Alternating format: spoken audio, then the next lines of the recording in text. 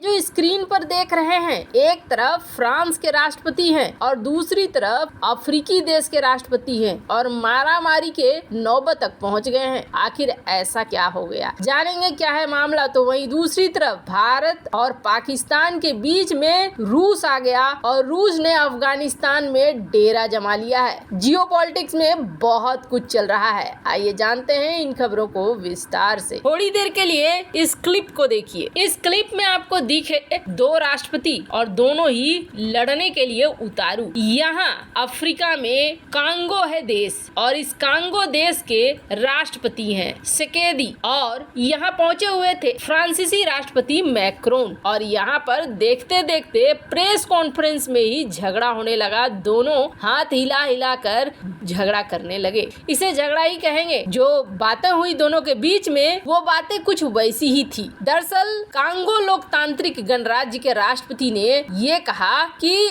आप ये क्यों सोचते हैं कि ये तुम्हारे बाप का माल है। मतलब कहने का अर्थ ये था, शब्द भले अलग हो, कि तुम अभी भी उस काल में जी रहे हो जिस काल में अफ्रीका फ्रांस का गुलाम हुआ करता था और पितृसत्तात्मक तरीके से आप सोच रहे हो कि आपको सत्ता मिली हुई है, आपके पिताजी का है ये सब कुछ। आप फ्रैंक फ्रीक नहीं रहते हैं, इसलिए अपने आप को कंट्रोल करो, हमारा सम्मान करो, जिस तरह से हमें देखते हो वैसे मत देखो।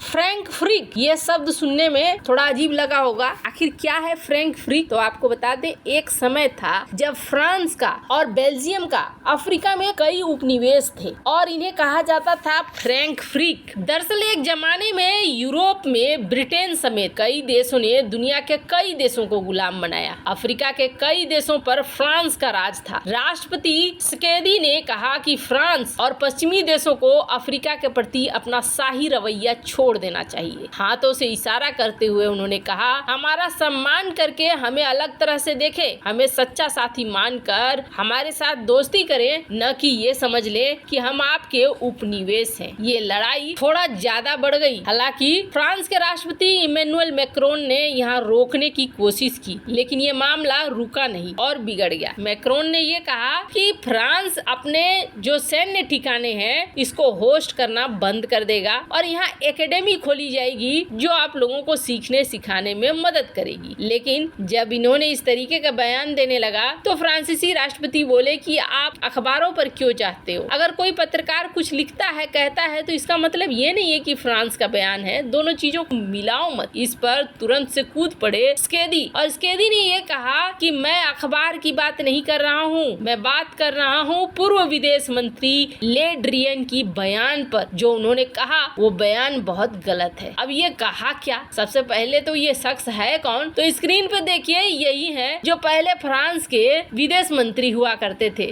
और इन्होंने एक बात कह दी। इन्होंने कह दिया कि यहाँ जो चुनाव हुआ है ना, ये चुनाव गलत हुआ है और यहाँ पर स्केदी ने अपनी जो सरकार बनाई है ये सरकार गलत तरीके से बनाई है। बस यही मामला था। इसी मामले को लेकर मौका मिल गया और मौका मिलने के बाद यहाँ पर गुस्सा फूट पड़ा अफ्रीकी देश कांगो के राष्ट्रपति का। हालांकि ये तरीका सही नहीं था। एक राष्ट्र अध्यक्ष के साथ इस तरीके से पेश नहीं आना चाहिए था, पर क्या कर सकते हैं। गर्मी थी, निकल गई। जहाँ एक तरफ ये सब कुछ हो रहा है तो वहीं दूसरी तरफ एक खेल अफगानिस्तान में भी चल रहा है। मामला यहाँ भी शांत नहीं है। हमने कई बार आपको तापी परियोजना के बारे में बताया है और ये तापी परियोजना जिसमें अफगानिस्तान भी शामिल है, पाकिस्तान भी शामिल है और भारत भी शामिल है। आपको याद आया होगा, तुर्कमेनिस्तान से लेकर अफगानिस्तान, अफगानिस्तान से पाकिस्तान और पाकिस्तान से भारत। प्लान ये था कि एक पाइपलाइन बनाई जाएगी और रूस इससे खुश था। रूस इसलिए खुश था क्योंकि तुर्कमेनिस्तान से फिर रूस अपने आप को जोड़ लेता और यहाँ पर गैस सप्लाई करने में उसे आसानी होती, मोटा माल मिलता, सब कुछ अच्छा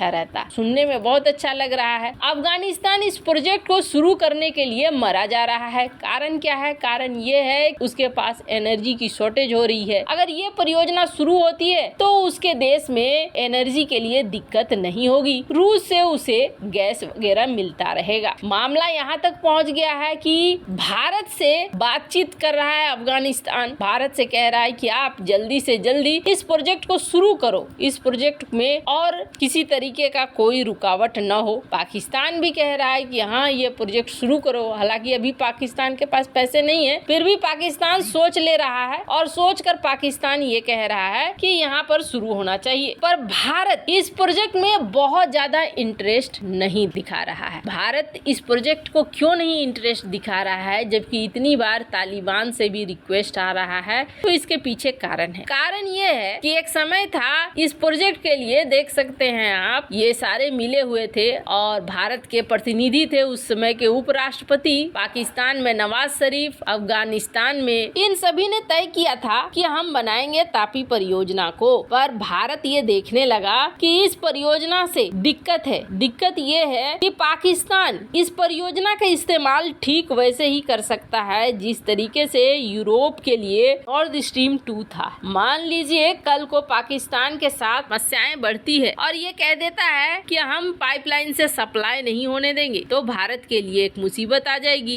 भारत कई चीजों को साध चुका होगा कि हाँ यहाँ से गैस पाइपलाइन से गैस आएगा, फलना फलना फैक्ट्री को मिलेगा, फलना फलना फैक्ट्री काम करेगी। अचानक से रुकावट आ जाएगा तो जो हाल यूरोप का हुआ है वही हाल भारत का हो जाएगा। दूसरा, कहीं न कहीं इस पाइपलाइन से पाकिस्तान को फायदा होगा और पाकिस्तान को फायदा होगा तो फायदे को वो लगाएगा भारत में आतंकवाद बढ़ाने के लिए। इसलिए भारत ने इस परियोजना में कथित तौर पर ध्यान नहीं दिया और भारत नहीं चाहता है कि ये परियोजना आगे बढ़े, क्योंकि इसमें कोई फल मिलता हुआ नहीं दिख रहा है। पर अब अफगानिस्तान को बहुत जल्दी है। अफगानिस्तान चाहता है कि किसी भी तरीके से ये परियोजना शुरू हो जाए। इसके लिए अफगानिस्तान ने रूस से संपर्क साधा। आपको बता दें, स्क्रीन पर आप देख सकते हैं आर्टिकल, रूस ने अफगानिस्तान यानी कि तालिबान से ये वादा किया कि हम आपके लिए बनाएंगे थर्मल पावर प्लांट। इस वक्त तालिबान सत्ता पर तो आ गया है, लेकिन तालिबान के लिए बहुत मुश्किल हो गई है